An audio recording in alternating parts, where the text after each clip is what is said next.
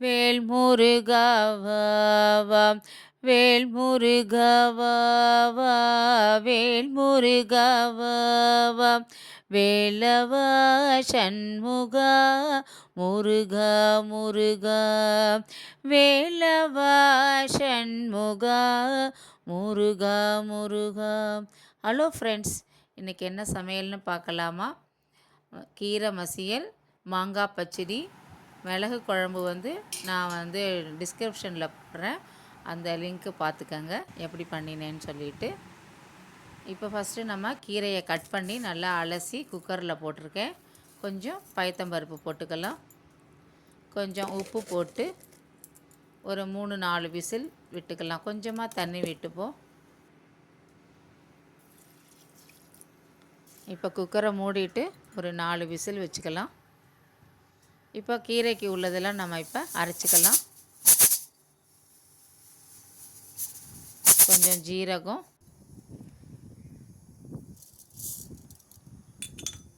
பச்சை மிளகா, காரத்துக்கு தகுந்த மாதிரி போட்டுக்கோங்க.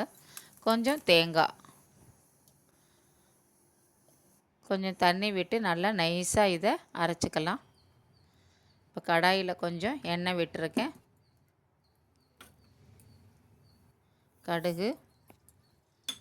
கடுகு வெடித்த பிறகு நம்ம உளுத்தம்பருப்பு போட்டுக்கலாம்.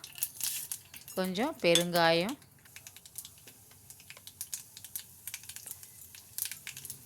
வேக வச்சு இந்த கீரையை எடுத்து இதில் போட்டுக்கலாம்.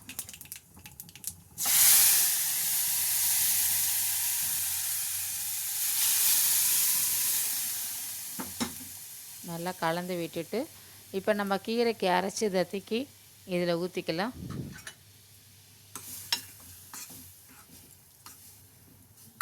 நல்லா கலந்து விட்டுப்போம். இப்போ அரைச்சதை எடுத்து இதில் ஊற்றிக்கலாம். போட்டு நல்லா கலந்து விட்டுட்டு நல்லா கொதித்து வரட்டும்.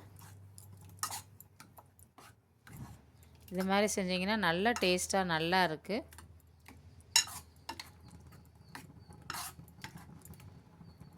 கீரை மசியல் ரெடி.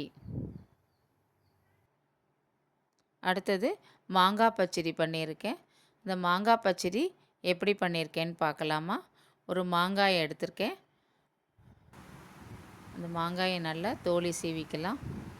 இது மாதிரி இப்போ நம்ம ஸ்லைஸாக இது மாதிரி சீவியிருக்கேன். மெலிசாக இது மாதிரி ஸ்லைஸாக சீவியிருக்கேன். இப்போ ஒரு கடாயில் கொஞ்சம் எண்ணெய் விட்டுக்கலாம். எண்ணெய் காஞ்ச உடனே கடுகு போட்டுக்கிறேன். ஒரு பச்சை மிளகாயை சின்னதாக கட் பண்ணி போட்டுக்கிறேன்.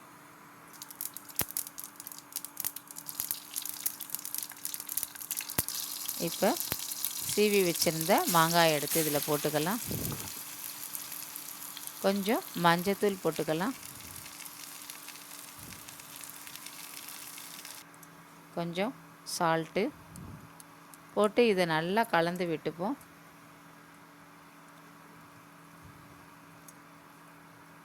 கலந்து விட்டுட்டு கொஞ்சமாக தண்ணி விட்டுக்கலாம். இது மாங்காய் நல்லா வேகணும். அதனால் கொஞ்சமாக தண்ணி விட்டுட்டு அடுப்பை நம்ம சிம்மில் வச்சுக்கலாம். நல்லா மாங்காய் கொஞ்சம் குழஞ்ச உடனே நான் வெல்லம் போட்டுக்கலாம். நான் இப்போ வெல்லத்தை நல்லா இதை மாதிரி சீவி வச்சுருக்கேன். தூள் பண்ணி வச்சுருக்கேன். மாங்காய் இப்போ நல்லா வெந்துருச்சு. இப்போ நம்ம கட் பண்ணி வச்சுருக்கிற வெல்லத்தை எடுத்து இதில் போட்டுக்கலாம். போட்டு நல்லா இப்போ கலந்து விட்டுப்போம். அடுப்பை நம்ம சிம்மிலேயே வச்சுக்கலாம். வெல்லங்கள்லாம் நல்லா கரையட்டும். நல்லா கரைஞ்சி சூப்பரான மாங்காய் பச்சடி ரெடி ஆயிடுச்சு பாருங்கள்.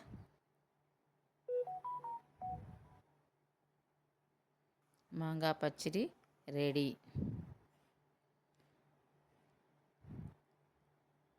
இன்றைக்கி சாதம், மிளகு குழம்பு, கீரை மசியல், கார மிளகாய், தயிர்.